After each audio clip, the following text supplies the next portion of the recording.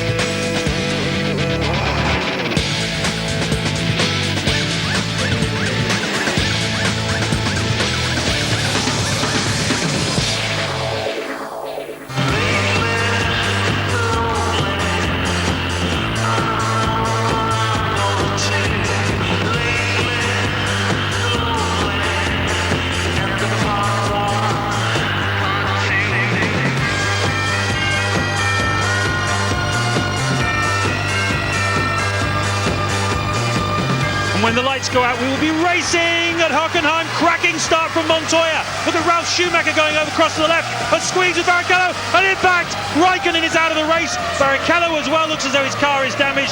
And that's a huge hit for Kimi Raikkonen. Final corner then for Juan Pablo Montoya, his second Grand Prix victory of 2003. And what a dominant one it's been as well. And it opens up the World Championship very nicely indeed, with Michael Schumacher down in 7th place here. Yes, Montoya, the bruiser from Bogota, on a roll that could take him all the way to the world title. The Colombian looming large in the champions' mirrors. Now round 13 of a thrilling championship. It is the Hungarian Grand Prix. Hello there, good afternoon from Budapest. 4 races to go in F1 2003. It's a compelling struggle for the driver's crown, likely to go the distance to the last Grand Prix in Japan. Michael Schumacher's supremacy really facing a 3-pronged attack. The world champion hasn't led a race since the Canadian Grand Prix in June. Montoya, he's been on the podium for the last 6 races, just 6 behind. Raikkonen, another genuine contender. Ralf Schumacher, absolutely excellent in qualifying 1 here. He's got to be the outsider. Then Barrichello, Alonso, Coulthard and Trulli, they have both signed new contracts for next year. Let's begin with the aftermath of that first corner crash at our last race in Germany. Initially, Ralf Schumacher was blamed for the Hockenheim pileup. Here in Budapest, though, the crime scene investigation has widened. This from Ted Kravitz. While this might not be the most dangerous piece of driving ever seen, Ralf Schumacher's drift across the track and resulting accident has had far-reaching consequences for Formula One. It led to the first ever televised appeal hearing of the sport's governing body, the FIA. All the players were there. The Williams camp argued that Ralf wasn't responsible for the crash, and even if he was, he didn't deserve the 10-place demotion on the grid for tomorrow's Hungarian Grand Prix. The victims of the crash also got to state their case. Apparently Formula One cars have blind spots just like your road car, and Williams argued that both Kimi and Rubens were in Ralf's blind spot. Did you see Kimi Raikkonen in your mirrors as you approached the first corner? No, I didn't. I think Ralf crashed onto my car because that put me into Kimi's car. My view is that if I run onto Ralf, I could have put him into a spin, which wasn't the case. He ran onto me, and then I ran onto Kimi's, which then put him onto a spin. Just try to keep as much left as I can, but I didn't also want to go on outside of the circuit because it's not very smooth and it's not best place to go. The judges ruled that Ralf was still guilty of causing the crash, but decided that the 10-place grid demotion was inappropriate and will let him run his race here in Hungary as normal. But then attention turned to these telemetry diagrams and the suggestion that Kimi Raikkonen might not be so innocent. In a TV exclusive, we can show you the driver's data. On the left-hand diagram here, the yellow trace is Raikkonen apparently steering right into the path of Rubens Barrichello. By contrast, Ralf's steering on the right side didn't change. The stewards met again to ask whether Raikkonen did drive into Barrichello. In the end, they decided that he did not and let him off without penalty. We knew exactly what had taken place, and we were quite surprised at the somewhat misleading information coming out of the FIA's so-called expert. I mean, you know, it just bad interpretation of the data. And when we went through it yet again with the stewards and Charlie Whiting, they were supportive of the fact that it was misleading and misread. So a £30,000 fine for Ralf Schumacher. Tony Jardine and Mark Blundell are with me. Mark, you weren't with us in Germany. What are your views? That's a pure racing incident for me. I mean, as from a driver's perspective, you can't launch a 915 horsepower car for start line, get up to 160 miles an hour and be looking in your mirrors to see what's going on around you. Yes, you're aware as a driver that there are cars there, but you don't do it on purpose. You don't pull over on somebody. You know you're going to have an accident and probably get involved in it yourself. Just pure racing incident. So you think Ralf Schumacher has been harshly dealt with. Tony, you beg to differ. Well, I said in Germany at the same time I felt he was guilty of it because he was on the dirty side. He'd made a bad start along with Barrichello. He moves across, it's a subtle squeeze, but he keeps squeezing, peripheral vision awareness. He knows that he was there. It was an avoidable accident. He was right to be fined, in my opinion.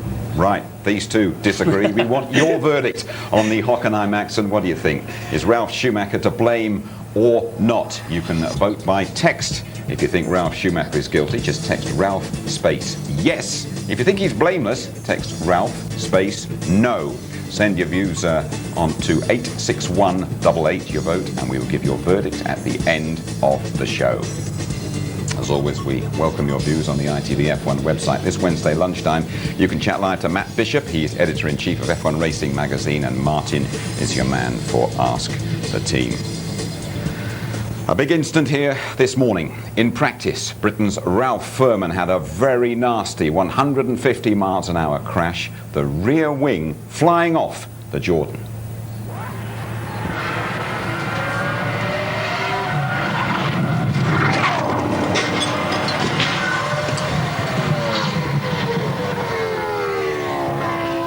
Okay then, Tony, your views first of all on that.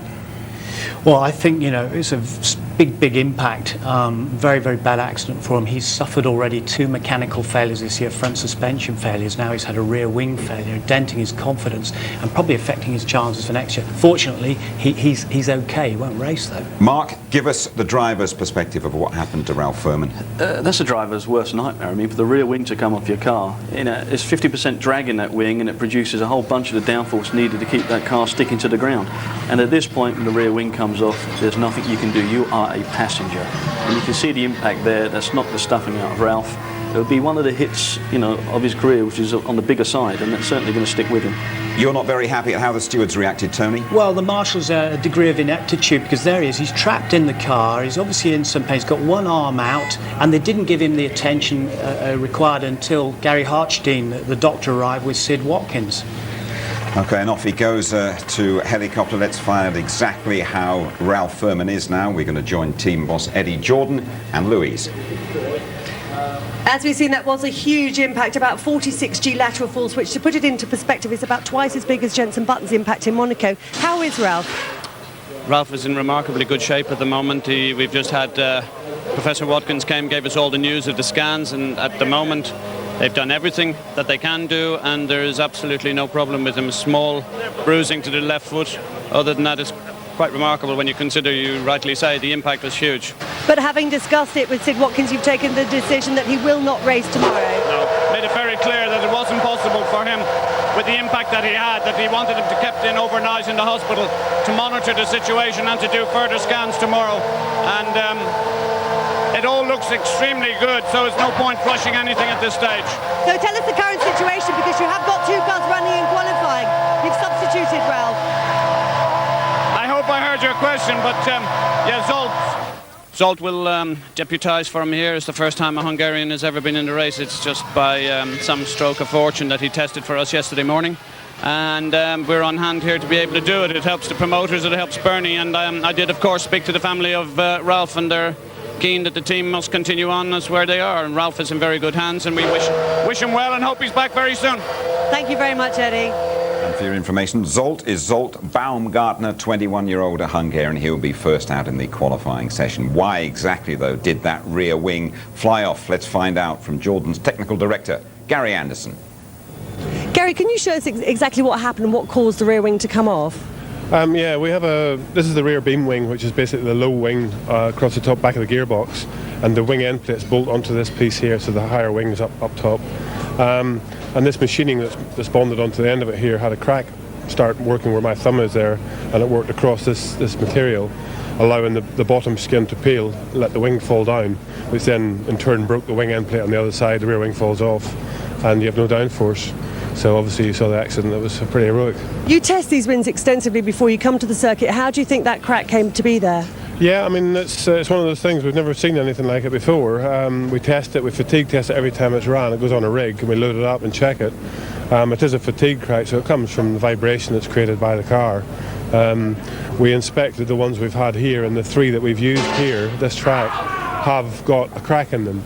So we're at the moment modifying them to stiffen them up a bit, and the ones we're running on the car at the moment are uncracked ones, basically. Tough times for Jordan. We'll keep you posted about Ralph Furman's condition, of course. Well, the questions regarding David Coulthard's future, they have been answered this weekend. He's staying put at McLaren for at least another year. McLaren confirmed yesterday that its race and testing driver lineup will remain unchanged for 2004, putting an end to speculation about David Coulthard's future with the team for next year at least. It's McLaren's way of not discussing publicly options and driver contracts until the time that they decide to make an announcement. So, you know, the fact is I'm in the middle of a multi-year contract, and you know, despite rumours, speculation, I have to toe the company line and respect McLaren's time of informing the sponsors and making the decisions. You didn't feel there was any reason for a change? No, I still think McLaren is the best opportunity for me to win Grand Prix. I think they are the most professional team in my eyes in the pit lane, irrespective of who else might be getting Grand Prix wins.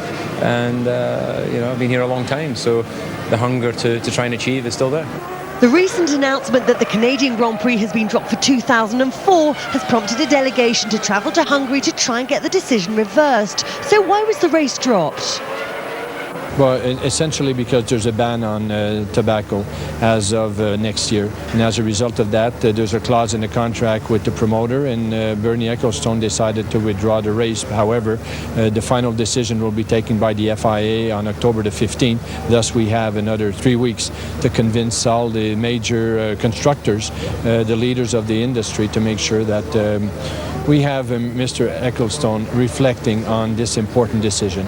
But there's good news for fans of the majestic Spa-Francorchamps circuit. The Belgian Grand Prix, which was axed from the calendar this year because of local tobacco laws, is back for 2004 in its traditional August slot. And every genuine racing fan welcomes the news that Spa's back on the calendar. Well, this circuit here, physically demanding, very dirty offline. The dust really swirls around the natural. Have a look at that sort of mini whirlwind we had here yesterday. It's never actually rained on race day. The high temperatures suiting the cars on Michelin tyres at the moment. The circuit slightly longer this year after changes designed to encourage overtaking. Will they work? Here's Mark and Martin Brundle. So they've added just over 400 metres to this racetrack, the first 200 of which are used to extend the pit straight. I don't think the top speed of the cars will be that much higher because they're carrying so much wing and downforce around here anyway. But Mark, it has given a whole new complexion to turn one.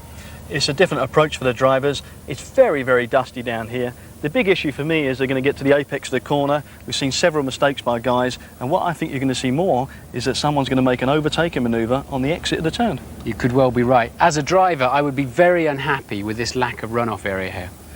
They've extended the track, but they've done nothing about the runoff area. I've already heard a few of the F1 photographers saying that there's no way they're going to be standing on the outside of turn one. Well, of course, we had a big crash 3 weeks ago at the start of the Hockenheim Grand Prix. If we had that here this weekend, it's going to hurt an awful lot more. A tricky downhill entry into a tighter turn one than just 75 miles an hour. A 200-metre longer run towards turn two, therefore a higher entry speed. 150 miles an hour down to just 55. Supremely slippery on the outside, so tuck it in. Turn three ahead of you, it's bumpy. You need good ground clearance and good aerodynamic balance to take that flat out. After 175 miles an hour before the blind turn four. 110 through the apex. Bring the car to the left. Turn 5 is immediately ahead of you. It's a long right-hander, a late apex, a short squirt down to the chicane. Turn 6 and 7. Rumble the inside curb. The left-hand 1-2. Some landmarks you need to touch here.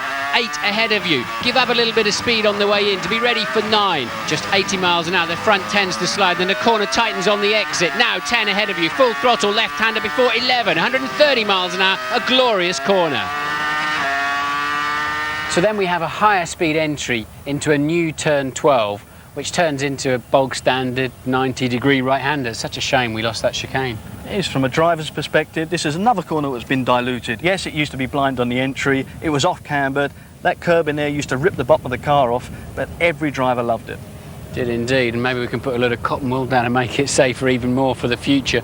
But at least now, I guess, there's a chance of a half-hearted overtaking manoeuvre into turn 13 if somebody has to go defensive.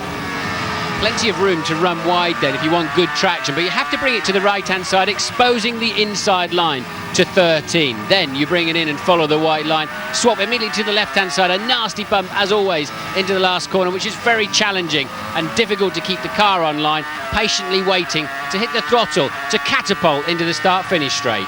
Let's update you how they went in qualifying one. First of all, Ralf Schumacher, probably quickest of the heavyweights yesterday. Yeah, but as you said, Jim, a massive dust bowl here. You know, you had to see Clint Eastwood riding past on his donkey and Tumbleweed rowing past, and that's how the conditions were changing all the time, affecting Ralf, but still he came out second eventually. It was very, very difficult. He said you're always chasing the setup of the car because the track's changing. Quickest this morning as well, but Jarno truly quickest of all yesterday, and the Renault's looking pretty feisty. The Renaults are suited to this circuit. I mean, it is a situation where it's like Monaco with the downforce side of things. The Renault's probably the best chassis down the pit lane. Jarno truly now a little bit more confident. He's got another year under his belt of a contract, so I think he's going to do a good job. They expect more this afternoon as well. Grid position, a bit like Monaco here in Hungary, is absolutely everything. Qualifying 2 will be underway when you rejoin us.